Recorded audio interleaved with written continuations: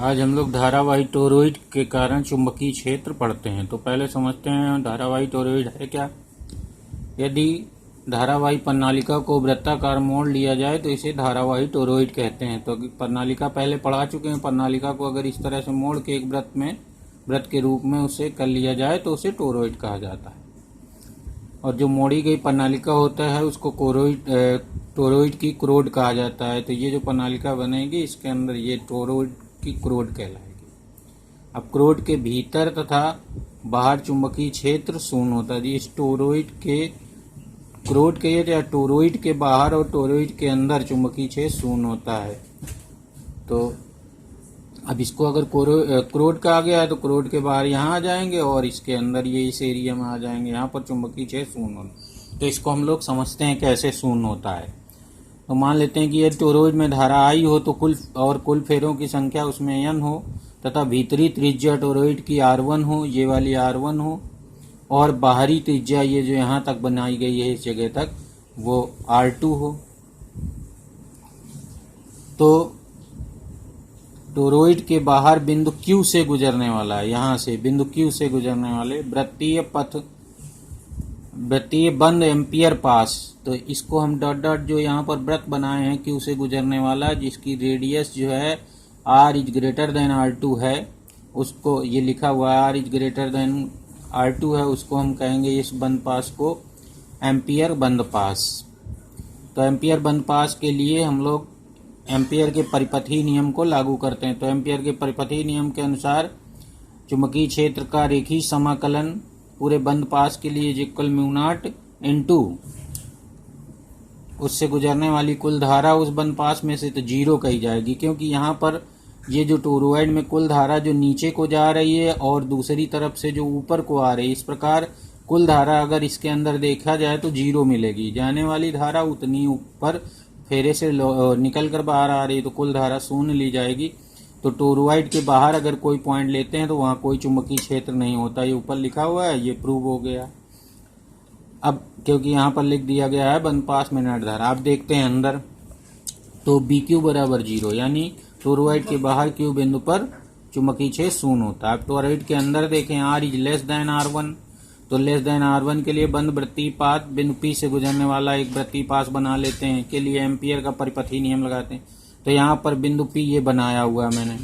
अब बिंदु P से गुजरने वाला ये वृत्तीय पास हुआ बंद पास, जिसकी त्रिज्या R is less than R1 होगी, यानी इस आंतरिक त्रिज्या से भी कम होगी। तो उसके लिए देखते हैं। तो यहाँ पर देखिए इस बंद पास के अंदर यानी बंद पास में से गुजरने वाली कोई भी धारा दिखाई नहीं दे रही। तो यहाँ भी I बराबर 0 हो जाएगा। तो यहाँ पर भी लिख दिया जाएगा।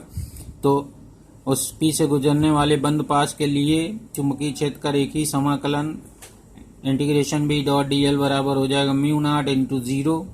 तो BP बराबर भी 0 हो जाएगा, अर्थात P बिंदु पर चुंबकीय क्षेत्र शून्य हो जाएगा। तो इस प्रकार जो टोरॉइड के अंदर वाले क्षेत्र में और बाहर वाले क्षेत्र में कोई चुंबकीय क्षेत्र नहीं होता। अब टोरॉइड की क्रोड में देखते हैं, यानी टोरॉइड के अंदर इसके प्रणालिका के भीतर कहो, टोरॉइड की कोर जो है वो प्रणालिका के भीतर वाली कही जाएगी। तो यहाँ पर देखा जाए तो टोरॉइड की क्रोड के भीतर बिंदु R से गुजरने वाला वृत्तीय पथ, ये पॉइंट R है, इसके डॉट डॉट डॉट डॉट करके ये हम लोग एक वृत्तीय पथ बना लेंगे। तो ये R से गुजरने वाला वृत्तीय पथ, जिसकी त्रिज्या स्मॉल r बराबर R1 प्लस R2/2 होगी, के लिए एम्पियर के परिपथीय नियम से। तो एम्पियर का परिपथीय नियम हम लोग इस बंद एम्पियर पास के लिए लगाते हैं। तो ये बंद एम्पियर पास हो गया। तो चुंबकीय क्षेत्र का रेखीय समाकलन जो होगा vector B dot vector dl बराबर म्यू नॉट इनटू उस पास में से गुजरने वाली धारा लेंगे। तो उस पास में से गुजरने वाली धारा देखिए, अब यहाँ पर ये वाले जो धारा ऊपर को निकल रही है इससे मतलब नहीं। अगर हम इसके अंदर ये बंद पास है तो N फेरे अगर हैं इस पूरे टोरॉइड में, कैपिटल N फेरे हैं तो कैपिटल NI धारा हो जाएगी, क्योंकि प्रत्येक फेरे में धारा आई है। तो इस पास में से होकर गुजरने वाली ये जो बिंदु R से जा रहा है क्रोड के भीतर, उसमें से गुजरने वाली जो धारा होगी वो NI हो जाएगी। तो इंटीग्रेशन B डॉट dl बराबर म्यू नॉट NI हो जाएगा। अब यहाँ पर B डॉट dl हम लोग पहले ही पढ़े हुए हैं वृत्तीय पथ के लिए, दोनों एक ही दिशा में होते हैं। तो यहाँ cos 0 हो जाएगा। ये B dl और B चुंबकीय क्षेत्र B वृत्ति पास के कारण बराबर होगा तो उसको बाहर कर लेंगे, इंटीग्रेशन डीएल बनेगा। इंटीग्रेशन डीएल की जगह हम लोग 2 पाई आर लिखेंगे, जहां आर जो है वो टोरॉइड की त्रिज्या कही जाती है, R1 + R2/2। तो इस प्रकार b इंटू 2 पाई आर बराबर म्यू नॉट एन आई हो जाएगा। तो b बराबर यहाँ से म्यू नॉट एन आई बटे 2 पाई आर लिखेंगे। तो यहाँ से अगर देखा जाए तो b प्रोपोर्शनल 1/r है, अर्थात टोरॉइड के भीतर चुंबकीय क्षेत्र जो टोरॉइड की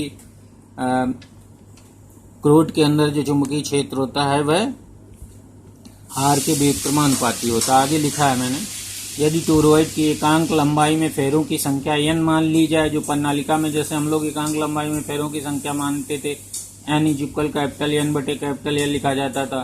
तो अब यहाँ पर n फेरे अगर एकांक लंबाई में है तो पूरे टोरॉइड के लिए टोटल लेंथ हो जाएगी 2 पाई आर। तो 2 पाई आर का अगर हम n से गुणा कर देंगे तो कैपिटल N निकल आएगा। तो कैपिटल N बराबर हो जाएगा n एकांक लंबाई में फेरों की संख्या इंटू पूरी परिधि, तो 2 पाई आर। तो यह आ जाएगा कैपिटल N की जगह रख देंगे यहाँ पर मान 2 पाई आर कट जाएगा तो म्यू नॉट एन आई आ जाएगा, जो कि प्रणालिका के केस में पढ़ा गया था। एक लंबी धारावाही प्रणालिका के कारण उसके भीतर उसके भीतर चुंबकीय क्षेत्र ये पढ़ा गया था। तो ये होता है, तो टोरॉइड की क्रोड में जो चुंबकीय क्षेत्र होता है वह प्रणालिका के भीतर चुंबकीय क्षेत्र के बराबर होता है।